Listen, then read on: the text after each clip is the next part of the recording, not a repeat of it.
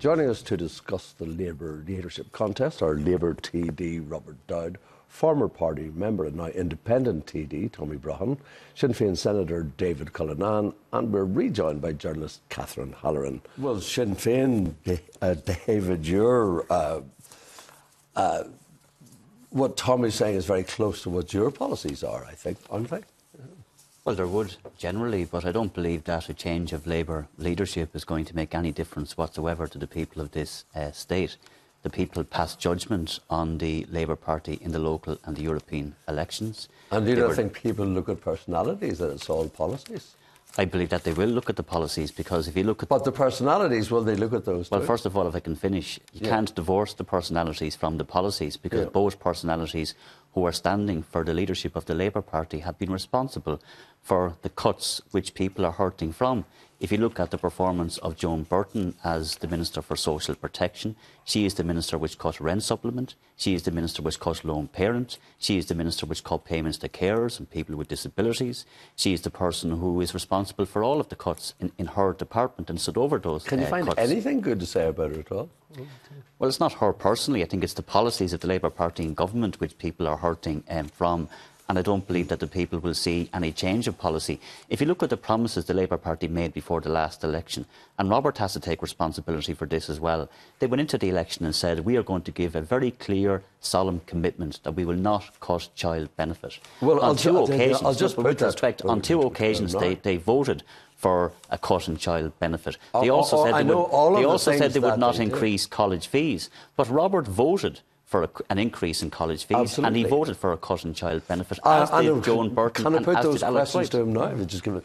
Robert, those promises, most people seem to think that is the reason why the Labour Party is at 7% in the opinion polls. Well, I think the reason, and I will come back to that, but I think the reason... No, that is actually the point now. We have all night to go around it.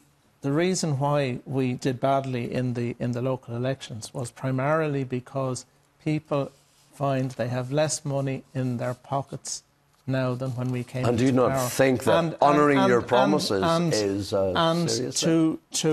To get over that, we had to go through some of the very great difficulties that we have gone through. Well, the great difficulties. By that, do you mean not honouring your promises?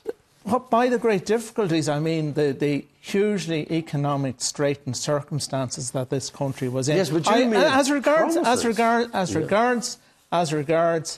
there was, as the primary promise that we made going into government was to fix the country, and we have made a reasonable fist of that so far. Yes, but therefore the other promises didn't matter. It's worse than that with respect, Robert. Sorry, can I answer the question? I was asked the question, and I am quite prepared to answer it. Yeah. There was one particular group of promises that I wish had never been made. When I became a candidate in the last general election, the first thing, the one bit of advice I was given by the party leadership was, whatever you do during this election campaign, make no promises except to say that we will try to put the country right and protect people as well as we possibly can. Well, that seemed to be very good advice. David, you've had your say. Catherine hasn't had her say yet. You were prepared to be elected on the basis of those promises. Please, David. David Cullinane, you wanted to get in something quickly now before we move on. Very quickly, just to come back to the point that Robert made about those broken promises and promises which should not have been made. Those promises could have been kept in relation to not cutting child benefit if the Labour Party had pursued higher taxes for higher earners. They gave up that fight. This government had choices, but the reality is not one extra cent in income tax was raised from higher earners from this Labour government. We are speaking about the leadership tomorrow, or we started it, we're getting back into it. David? It's quite obvious that Fine Gael are not going to hurt as much as Labour, because Fine Gael policies are being implemented. It's the Labour policies which are not being implemented.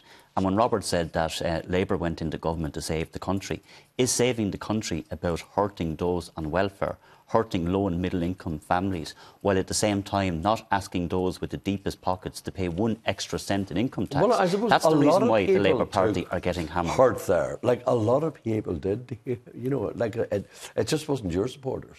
You know, like people right across the country took hurt at the recession. Of course. You know, that went round. The actual fact